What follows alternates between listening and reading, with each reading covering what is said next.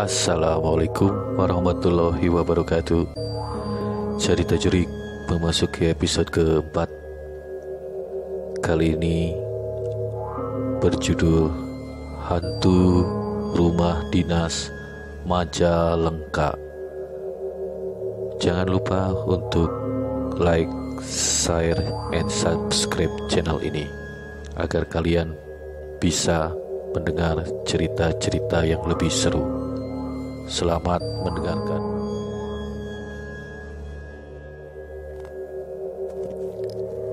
Masa kuliah dulu saya mempunyai teman perempuan bernama Dian. Ya, bisa disebut pacar kali ya. Tahun 2007 Dian tinggal dan kuliah di Bandung juga. Kami berbeda kampus tetapi satu angkatan. Ayah Dian pejabat di suatu bank di daerah. Sebagai pejabat tinggi, ayah Dian selalu berpindah-pindah tempat kerja. Tentu saja rumah dinasnya juga ikut pindah. Nah, waktu itu beliau baru saja mendapat tugas baru untuk memimpin salah satu kantor cabang dari bank tersebut di kota Majalengka. Majalengka adalah kota kecil yang terletak di timur Jawa Barat. Bukan kota yang dilalui oleh jalur utama lintas Jawa, jadi cukup sepi kotanya. Sebagai pacar yang sudah lama kenal dengan keluarga Dian, mau gak mau aku harus ikut membantu pindahan rumah dinas lama ke rumah dinas baru Dian. Saya masih ingat, waktu itu hari Kamis, kami bertiga berangkat dari Bandung menuju Majalengka menggunakan mobil pribadi. Kenapa bertiga? Karena adik perempuan Dian juga ikut bersama kami, Ira namanya.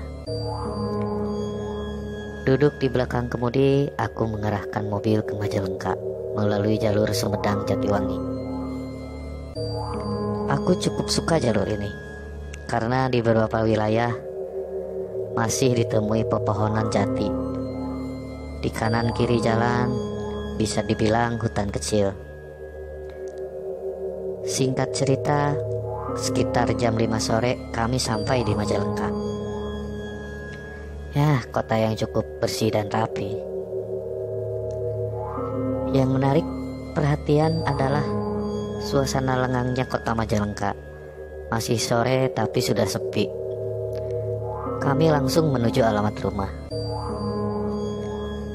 Gak makan waktu lama, kami pun sampai di tujuan. Rumahnya cukup besar. Halamannya sangat luas. Berdiri kokoh 2 pohon mangga yang rindang di dalam pagar. Bangunannya arsitektur Belanda, tapi masih terlihat kokoh. Kami parkir di carport sebelah kiri. Ada jalur mobil yang mengarah ke belakang lewat pintu samping. Saya menebak garasi letaknya di belakang. Sebelum masuk rumah, saya sempatkan melihat-lihat sekitar.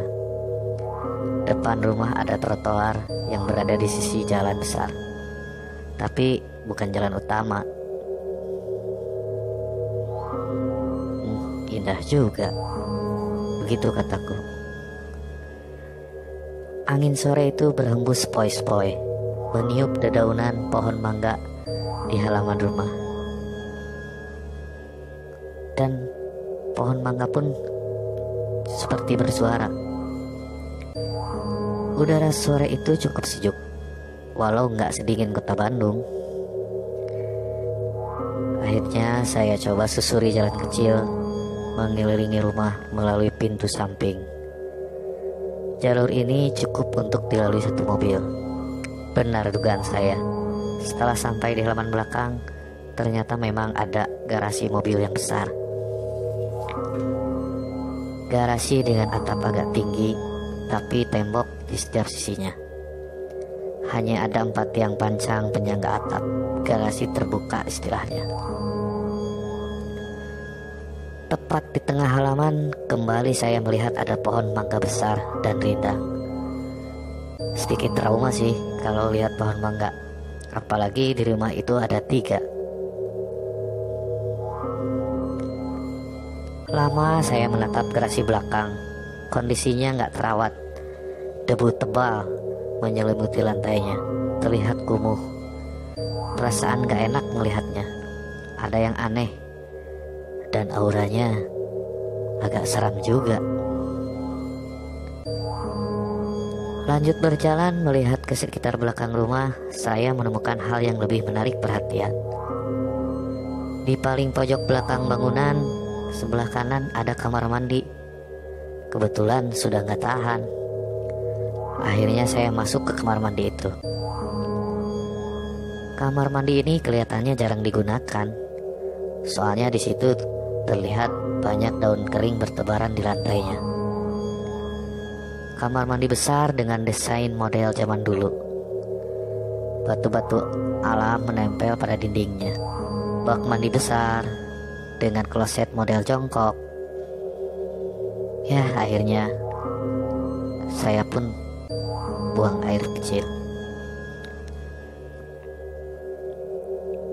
Sore sudah mulai gelap. Penerangan kamar mandi hanya bersumber dari lampu bohlam 5 watt. Agak redup juga sih. Setelah selesai, saya melangkah keluar. Keanehan melihat rumah ini semakin bertambah. Ketika di sebelah kamar mandi, saya melihat ada sumur tua. Hanya ada sumurnya saja, gak ada tali dan ember yang biasanya digunakan untuk mengambil air dari dalam sumur. Lumut tipis menyelimuti tembok sekeliling sumur. Lubang sumur ditutup oleh papan tebal dan besar.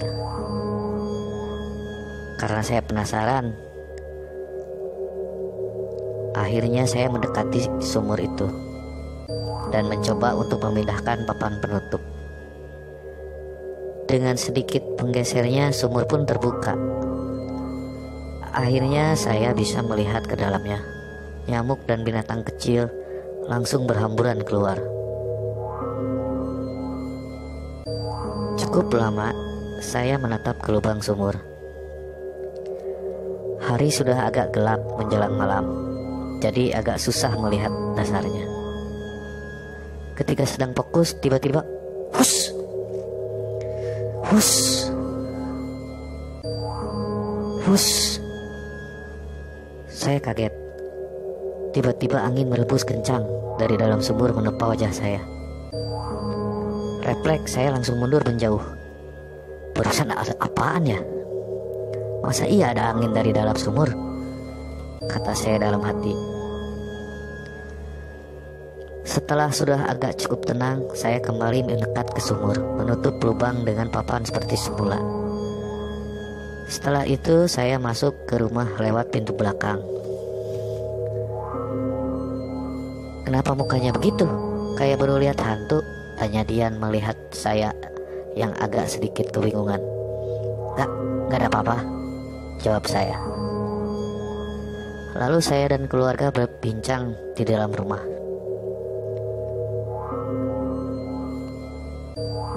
Barang-barang dan pelabot milik orang tua Dian sudah tiba 1 hari sebelumnya.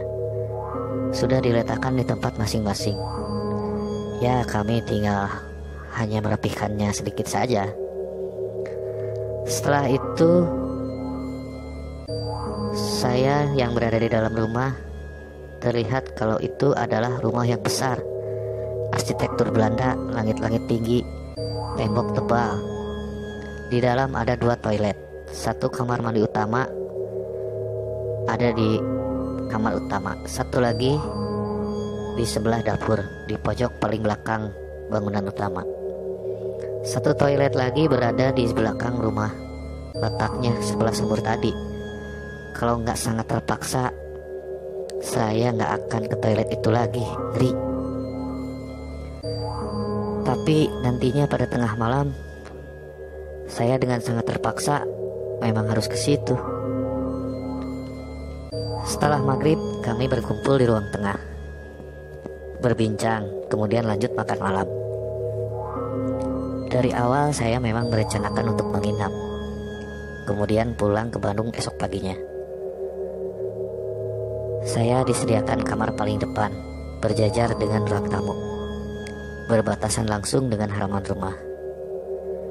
Orang tua Dian tidur di kamar utama, di sebelah kanan ruang keluarga, sedangkan Dian dan Ira di kamar berseberangan dengan kamar utama, sebelah kiri ruang keluarga. Belakangan saya berniat untuk pulang malam itu juga. Saya merasa kalau suasana rumah sangat gak enak. Perasaan saya sangat was-was, dan saya sangat ingin pulang. Tapi sayangnya orang tua Dian tidak mengizinkan. Ya sudah, saya ikut kemauan mereka. Toh hanya semalam. Semoga tidak terjadi apa-apa. Tapi perasaan saya semakin kuat kalau ada yang aneh di rumah ini. Malam pun semakin larut. Sekitar jam 10 malam, kami masuk ke kamar masing-masing. Di dalam kamar, saya hanya bisa melamun, menunggu kantuk datang. Gak ada yang bisa dilakukan karena hanya ada tempat tidur besar, meja kosong, dan lemari pakaian. Sepertinya malam ini akan sangat panjang, gumam saya dalam hati. Saya benar-benar tidak bisa tidur, guling sana, guling sini gak jelas. Dan kantuk pun tidak juga datang. Tak terasa jam sudah menunjukkan pukul jam 12:30 malam. Tetapi saya belum juga bisa tidur. Perasaan saya sangat gelisah, semakin tidak enak. Kamar saya letaknya paling dekat dengan jalan raya di depan. Tapi malam itu jalanan sangat sepi. Hanya sesekali terdengar suara motor melintas. 99% perasaan saya gak pernah salah. Ada yang aneh dalam rumah ini.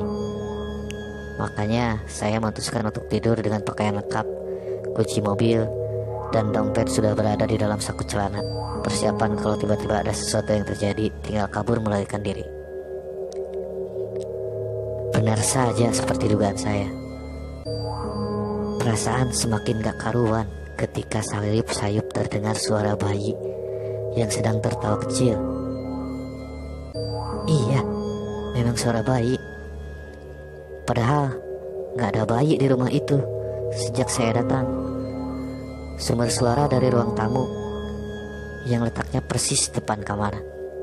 Saya langsung duduk di pinggir tempat tidur, mencoba memejamkan mata dan menajamkan pendengaran. Apakah itu benar-benar suara bayi? Iya, ternyata itu benar suara bayi tertawa. Suaranya semakin lama semakin jelas. Saya pun gak berani membuka pintu. Untuk memastikan, saya memilih diam di dalam kamar, mencoba mengabaikan. Tapi tetap saja saya ketakutan. Pada titik ini, teror baru saja dimulai. Tapi lama-kelamaan, suara tawa bayi semakin menghilang. Akhirnya saya sedikit lega. Tapi tetap tidak bisa tidur. Dan sesuatu yang paling gak diharapkan akhirnya terjadi juga. Saya kebelet pengen buang air kecil. Saya gak bisa kalau harus menahannya sampai pagi. Akhirnya saya memutuskan nekat keluar kamar menuju toilet. Perlahan saya membuka pintu kamar karena masih was-was dengan suara bayi tadi. Syukurlah ternyata tidak terjadi apa-apa. Ruang tamu pun dalam keadaan kosong dan gelap. Lalu lanjut berjalan menuju ke arah toilet. Saya memilih toilet di belakang rumah yang bersebelahan dengan dapur. Sesampainya di depan toilet, saya mencoba untuk membukanya.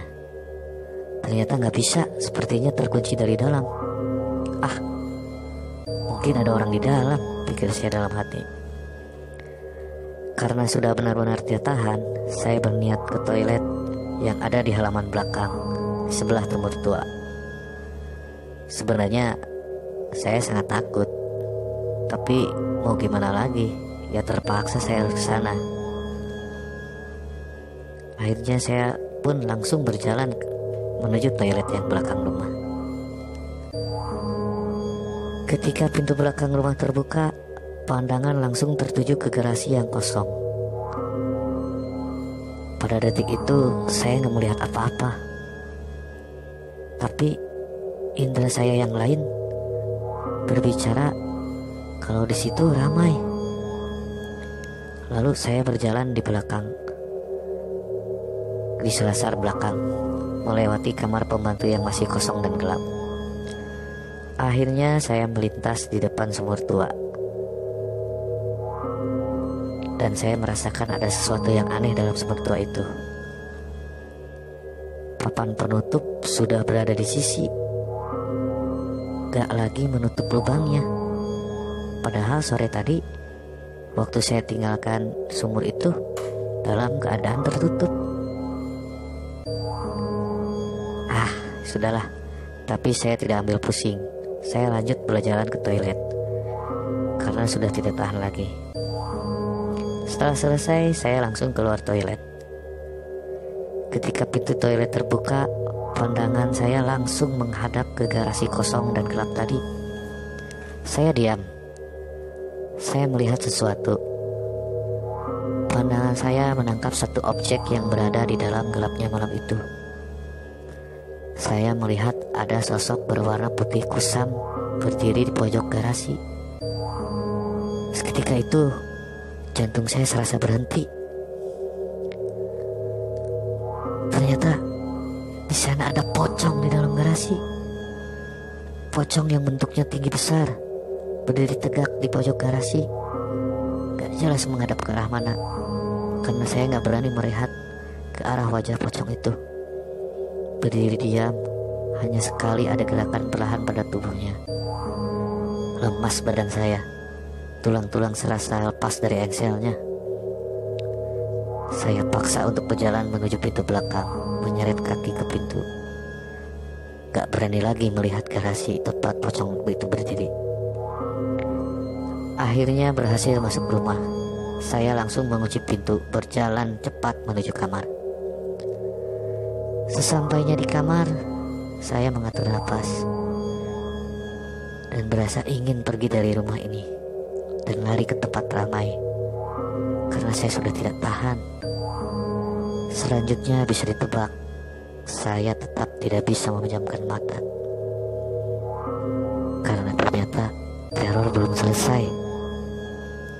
Jarum jam sudah hampir pukul 2 ketika sekali lagi sayup-sayup saya mendengar tawa bayi dari ruangan tamu. Kali ini suaranya semakin lama semakin jelas. Saya semakin ketakutan dan semakin bertambah panik. Bayi lagi. Seperti biasa, akhirnya rasa penasaran mengalahkan segalanya. Saya berjalan menuju pintu, berniat untuk mengintip keluar. Apa sebenarnya yang sedang berlangsung di ruang tamu? Saya membuka pintu sedikit demi sedikit sampai mata mendapat celah untuk mengintip.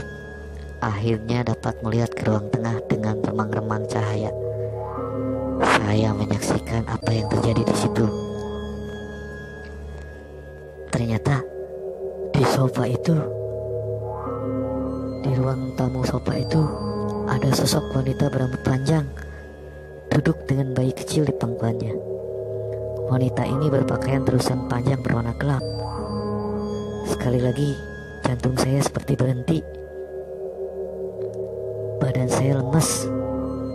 Beberapa detik wajah kami saling bertatapan. Perlahan saya tutup pintu lalu duduk di pinggir tempat tidur. Badan saya gemetar hebat. Bulu kuduk berdiri semua, dan pikiran saya semrawut memikirkan apa yang harus dilakukan. Sementara perempuan dan bayinya terus-menerus terdengar. Beberapa saat kemudian, saya mendengar langkah kaki dari balik pintu. Langkah yang sepertinya datang dari belakang rumah menuju ruang tamu, tempat perempuan memangku bayi tadi. Jadi ramai sekali kedengarannya. Beberapa kali juga tawa bayi berganti dengan suara tangisan. Terdengar juga suara perempuan yang mencoba menenangkan bayinya. Saya semakin ketakutan dan panik. Waduh, suara apa lagi nih? Duk, duk, duk. Sepertinya begitulah kira-kira suara duk, duk, duk. Kadang tergesa-gesa, kadang terdengar santai. Saya berdoa dan berharap mereka semua tetap beraktivitas di luar kamar. Semoga mereka nggak mencoba masuk ke dalam kamar. Sementara di dalam kamar, saya beringsatan dengan keringat dingin bercucuran. Namun tiba-tiba gagang pintu bergerak-gerak sendiri, seperti ada yang mencoba membukanya. Saya pun semakin panik karena jarak pintu semakin dekat, hanya berjarak beberapa meter saja. Sialnya, saya lupa mengunci pintu dari awal. Namun akhirnya pintu terbuka secara perlahan. Saya hanya menatap dengan diam. Keringat dingin semakin deras mengucur. Namun ketika pintu sudah terbuka cukup lebar, perlahan menyembul kepala perempuan berambut panjang di balik pintu dengan wajah yang tersenyum kecil. Ingatan cuma sampai pada detik itu saja. Selebihnya saya pun tidak ingat apa-apa lagi. Saya tidak sadarkan diri dan pingsan. Hingga baru sadar setelah Dian membangunkan saya untuk sholat subuh. Dan kali itu saya nggak berani menceritakan kejadian yang tadi kepada Dian dan keluarga. Setelah sholat Jumat, saya pulang ke Bandung sendirian. Sementara Dian dan Ira pulang pada hari Minggu. Belakangan, ternyata ayah Dian hanya bertahan 1 bulan di rumah itu saja. Beliau meminta pindah dan dicarikan rumah dinas lain. Setelah itulah cerita yang saya alami tentang kejadian yang terjadi di rumah dinas itu. Ternyata orang tua Dian pun mengalami hal yang sama dengan yang aku alami, yaitu diteror oleh para penghuni rumah itu.